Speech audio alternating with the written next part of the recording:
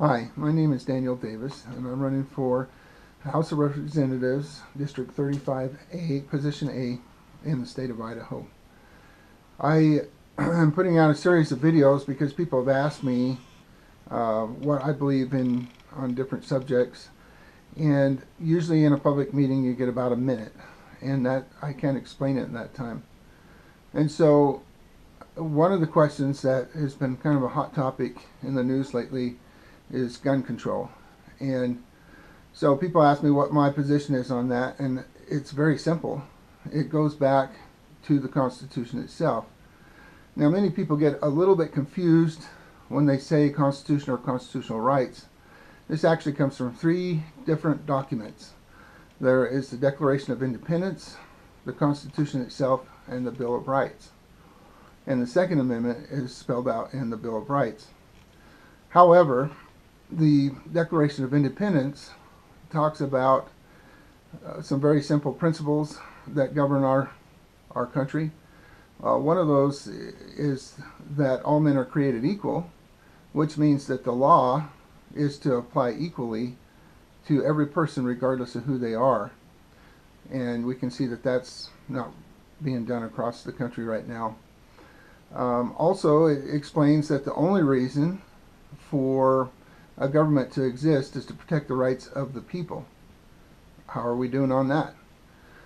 And it also states that an elected official, that their number one responsibility is to protect the rights of the people. And that's where I come in, because that's exactly where I stand on gun rights.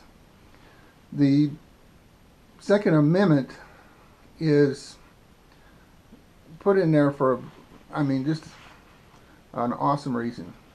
And a lot of people, I see confusion on it, and I'm tired of having gun debates with people who try to say different things, like, they say that, well, that only applies to muskets, or now they're trying to claim that AR-15s rifles fall outside the constitutional rights. And I'll look at them right in the face and say, you know what, a elementary kid can understand the Second Amendment, and I'm not going to argue about it, because what the Second Amendment is, and along with our other rights in this country, is our founding fathers didn't give us those rights. They didn't write them in. What a right is, and where a right differentiates between that and a privilege, is that a right is God-given. It's a natural right. It's something you're born with. And everybody in the world, regardless, has that natural given right to protect themselves. Now, what the Second Amendment is the Founding Fathers recognized that as a right, and so they wrote up a constitution which is to tell the government what they cannot do. And it says that they cannot infringe. But there were some other things that they had in mind at the same time. Number one, I hear a lot of people say, well, the Constitution was given to us to put down any kind of a government uprising that might come up. Well, that is one reason. But I have my concerns about that. We have a couple of rifles, and we're supposed to go up in a government uprising against tanks and Apache helicopters and full automatic machine guns and so forth. The Constitution is also given to us in the case that there would be a foreign government and come and invade our country. And I hear so many people say, well, that'll never happen. Well, during World War II, there was a general, Japanese general after World War II, that said that when they were going to attack Pearl Harbor, that they actually had considered attacking the homeland, but they didn't do it because they said there would be a gun behind every blade of grass and that they would fail miserably. So that tells me that just by the very fact that we have a Second Amendment has kept our country from being invaded. But if it ever does, we need those weapons so that we can defend our country. Another reason for that was so that private citizens can go help shore up our military should we have that need. And again, people say, well, our military is the best in the world. We don't need that. Well, you go back to the Revolutionary War, and during that war, the U.S. government commissioned a bunch of, especially merchant ships, to fight in the military because they had cannon on those ships to help protect them, their cargo that they were transporting. So what exactly is the Second Amendment? Well, one thing I want to point out, because I keep hearing people saying that we need to not have weapons of war, that people should only have hunting rifles. Well, take just a minute and go, and because the Second Amendment doesn't say that the people have a right to bear guns. What it says is we have a right to bear arms. Arms is a word that's short for armaments. And you look up the word of armaments and it says weapons of war. So the Second Amendment gives us the right to have weapons of war. And guns are on that list. So yes, we do have a right to have guns in this country. And like I said, there shouldn't be any argument against that.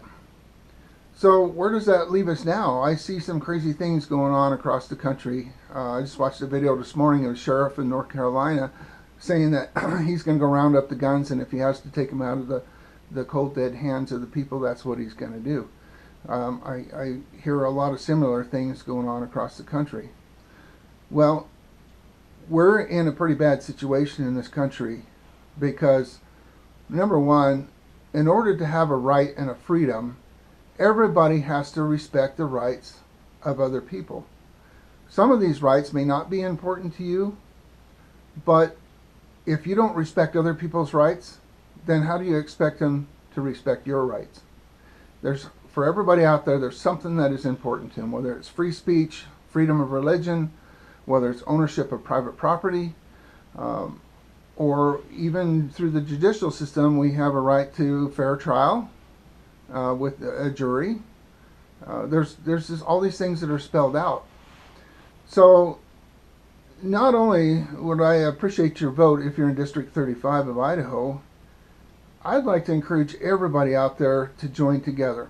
My background is in protecting sportsmen's rights. That's what I've done for more than half of my life. And what I see happened in the sporting situation is the same thing that's going on in our country. The animal rights activists and the environmentalists come in and they started pitting different sportsmen against each other. And those sportsmen, they'd say, well, we think it's okay to go hunting, we think it's okay to go fishing, but we don't think you should trap. So they get all these other sportsmen riled up and fight against the trappers. Well, then they turn around and they say, well, we don't care if you go hunting, but if you shoot a deer with an arrow, then it's a septic inflicted wound and it causes a lot of suffering for the animal. I mean, I've heard it all. But what all of that was to do was to confuse people and to get them fighting with each other. We have a serious problem right now with people in this country fighting with each other over issues that are just crazy. The real discussion that we need to have is uniting together to protect our constitutional rights. And no matter what that issue is, if it is a right or a freedom in this country, we need to get together and we need to protect those rights at all costs. That's what our soldiers have fought wars for since this country began, was to protect those rights. And yet it seems like we're sitting back and letting elected officials who do not honor their oath to go and write law which takes away those rights. When you have a right, one of the big things that they're pushing right now to try and weasel their way in is that they say that we have a right to reasonable restrictions on a right. Really? Well, we have due process in this country. In order legally for the government to take away your gun, they have to take you individually to court and go through that due process and deem that you are not capable to have that firearm. So unless the government goes and takes everybody in this country to court and declare that everybody in this country is not capable of owning those firearms, they cannot legally do it. They can't just blanketly pass a law. We have too many of our elected officials right now that think that they can ban whatever they want, that they can do whatever they want, but we live in a constitutional republic.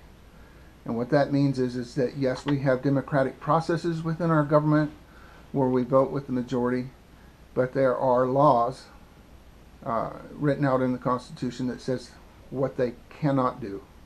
They can't go there.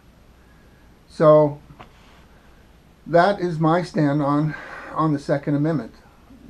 Simply that we don't have a right to ban that. And I hope that everybody can understand that there's a difference, a big difference between gun control and crime control.